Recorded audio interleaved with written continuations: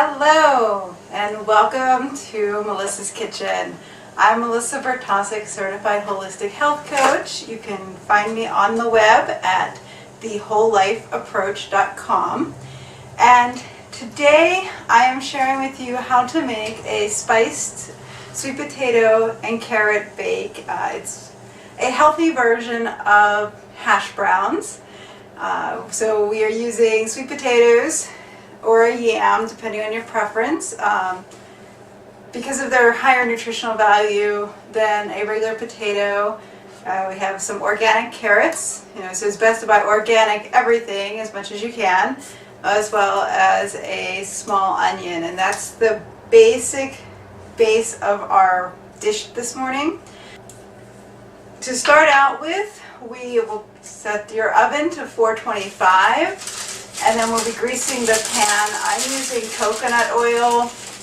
It's unrefined, so it's going to have the coconut flavoring to it. But in this dish, I think it blends nicely. So we're taking some parchment paper or wax paper, and you're into oil pan. I have a 13 pan, and you have a 9x12 or an 8x8 that works just as well.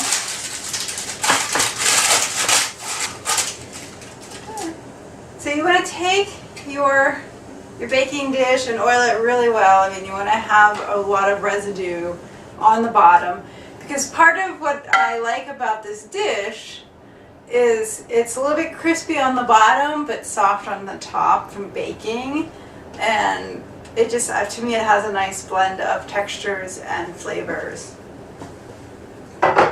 So set your dish aside until we're ready. Your next step is to take 2 tablespoons of ground flaxseed and combine it with 6 tablespoons of water, which is just a little over 1/4 cup. This is going to form your egg base to help keep everything together. If you would like to substitute eggs, use 2 eggs instead of the 2 tablespoons of flaxseed and 6 tablespoons of water. You're going to mix it together and set it aside. We want it to start absorbing the water. The benefits to using the ground flaxseed in this dish is a couple things. One is to keep more fiber in the dish to allow your blood sugar to stay stable after you've eaten. The other is to get a nice source of omega-3 fatty acids into your diet. What we'll be doing next is preparing the vegetables, and I'm going to be using a food processor. So if you don't have a food processor, you can use a box grater. You want to use the side that has the larger holes that is usually used for grating cheeses and things like that, compared to the slicing or the smaller zesting planes on the other sides. It takes a little extra time, but it is doable. And so I'm going to start off with the yam. Medium size, like I said, either a sweet potato or a yam. This one's pretty large, but you can make adjustments for how much this dish produces by the size of the sweet potato or yam that you're using. I'm going to be cutting this down to fit inside the mouth of the food processor.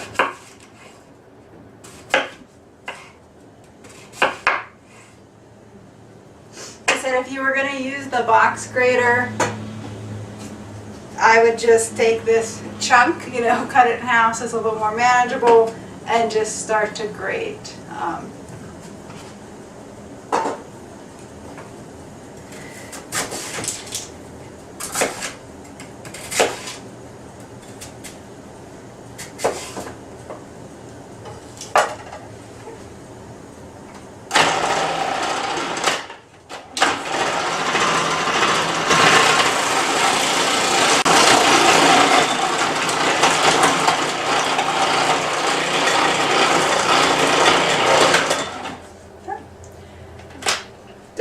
size of your food processor, you may need to empty it after after shredding each vegetable.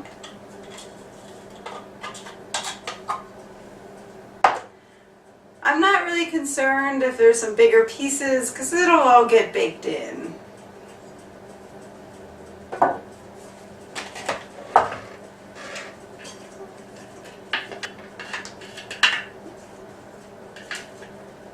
And then next we'll get set up for the onion and for the carrots.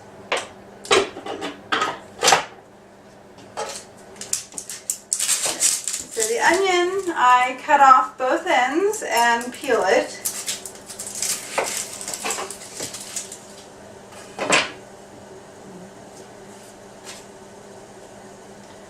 Now, I'm using a small yellow onion. I've cut off both ends, I've peeled it, I've just cut it in half, and I'm going to run it through the food processor.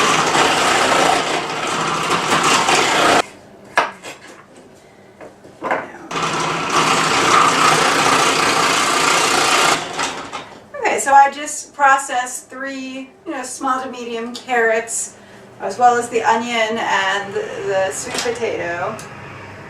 So I'm going to combine them all into the bowl. Again, like I said, I'm not too concerned if there are some bigger chunks that did not get shredded. Kind of adds a little character to the dish.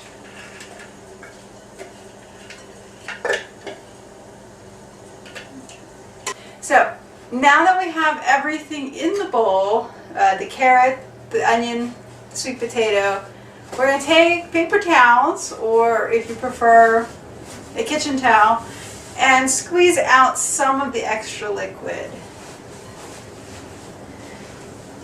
This also serves as a way to mix everything.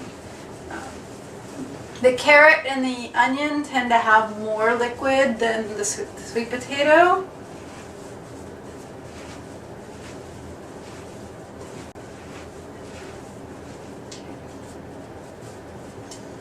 And we'll shake that out just to make sure that the carrot stays in the bowl. So the next thing that we're going to do is we're going to be adding our spices, since after all I said this is a spiced sweet potato and carrot bake. The main spice is cinnamon.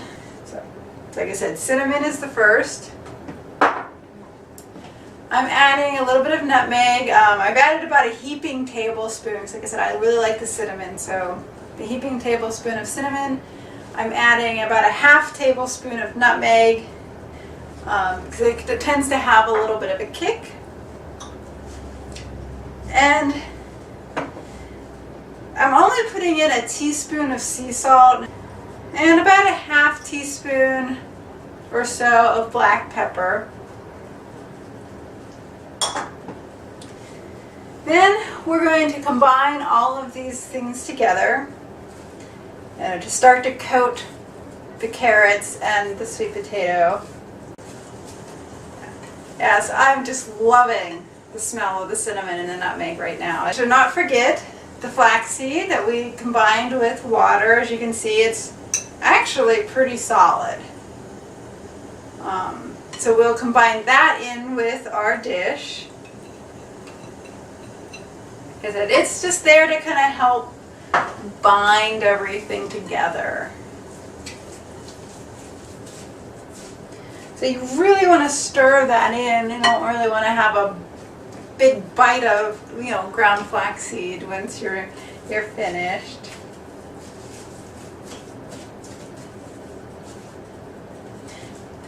Yeah, the ground flaxseed is one alternative to using eggs. There are some others, but also on my blog there is actually an egg dish that uses fava bean and garbanzo bean flour.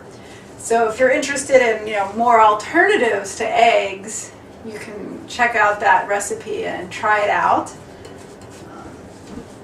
Okay, so everything is pretty well mixed. Now these next 2 ingredients are optional. They got about a heaping quarter cup or so of chopped pecans.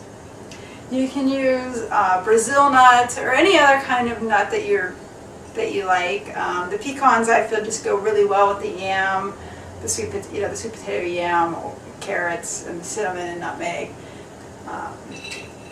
So, like I said, about a quarter cup or maybe a little bit more of that. And then occasionally I will add a quarter cup of golden raisins just to add this a little extra sweetness to balance with the kind of the spices that I've used in this dish. Like I said, both the pecans and the golden raisins are optional.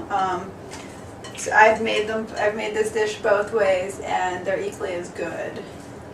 But I'm only putting in a small amount because I don't want the pecans or the raisins to overtake the dish. Alright, so everything is all mixed in, the spices, the flaxseed, the pecans, the raisins. So now we're ready to pour this into our prepared pan.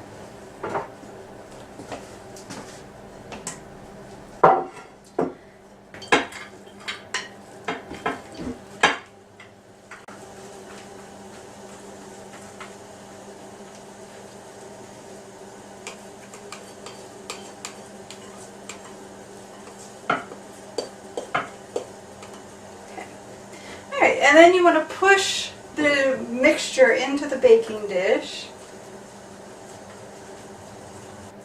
Okay, so in my dish, the mixture is about halfway up. And so what that means is that it's going to be a really soft potato bake. If you'd like it to be a little bit crispier, I would go at the next size, like next size up, which would be like 11 by 17 or something like that. So we're going to put this in the oven for 20 to 30 minutes until it's finished, and then we'll pull it out and enjoy it. Our spiced sweet potato and carrot bake is finished, so we're going to pull it out and take a look. Okay, so I hope you enjoyed learning how to make my spiced sweet potato and carrot bake. You can find the recipe below this video on my blog, which is at thewholelifeapproach.com. While you're there, I hope you'll check out some of my other recipes and writings on how to live a better and healthier life